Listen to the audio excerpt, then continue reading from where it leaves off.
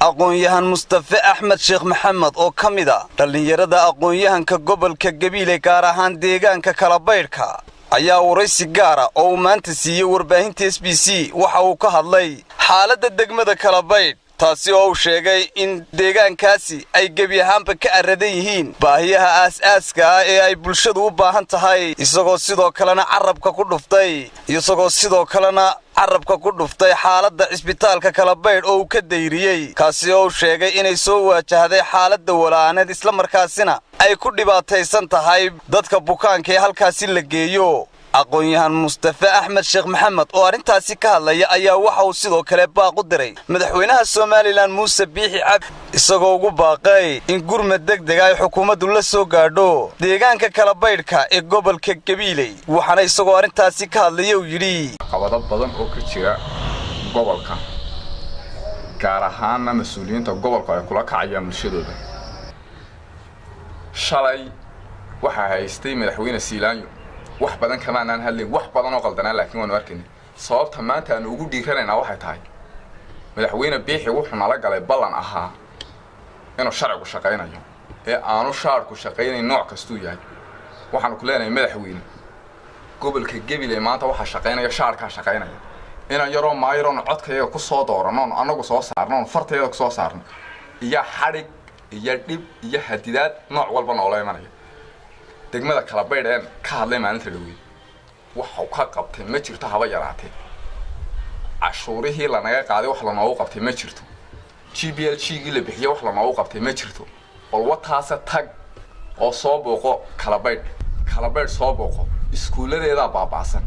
garoonkeeda garan waaba ka dhaxbaxo ciyaalku meel ay ku ciyaaraan ma laha kastamka Kalabaydh iyo meel shaqaysa jirta kastamkana hadii aad tagto gawaarida gasho hortiisa bankii wajaalaad moodaa madaxweynaha qaranka waxaan leeyahay madaxweyne hadii ballantii aad nala gashay aan shaqeynayn iyo sharciga shaqeynaya aan shaqeynayn oo wax ololaha lagu galay ay tahay yaanaan hadlino ragana aan iska hor imaanine runta noo sheeg hadii ay shaqeynaysana hal la arko oo dadka waxa lagu caburinaya cid hadashay bulshadayda wax u qabta tiraahda aan aragno cisbitaalkan maanta lagu ka hadlayay annaga dad buu naga qaba ka hadli mayno cisbitaalku kaliya dad buu annaga naga qaba maayir amiina waxaan u daba fadhiisanayo mas'uuliyiin waxaan u daba fadhiisanayna maay cisbitaalka annaga leh reer Kalabaydh baale deegaanka ku xeeran oo dhan baale waxaan dhistay marwada qaranka Djibouti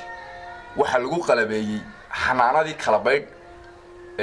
alaabteedii baa lagu qalabeeyay qalab kama hayno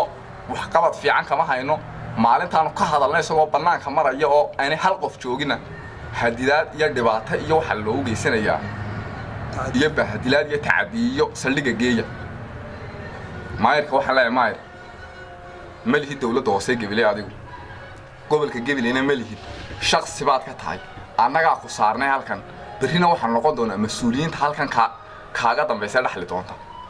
maayir amiin waxaan leenahay maayir inta degmada iyo gobolku ay nooca u baabaasan yihiin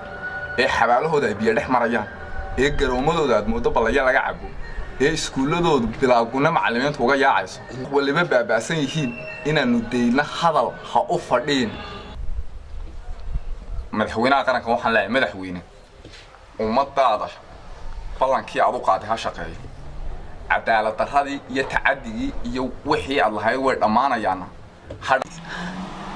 waa Sakariya Nuux Ibrahim warbaahinta SBC tuulada Kalabaydhka ee gobolka Gabiley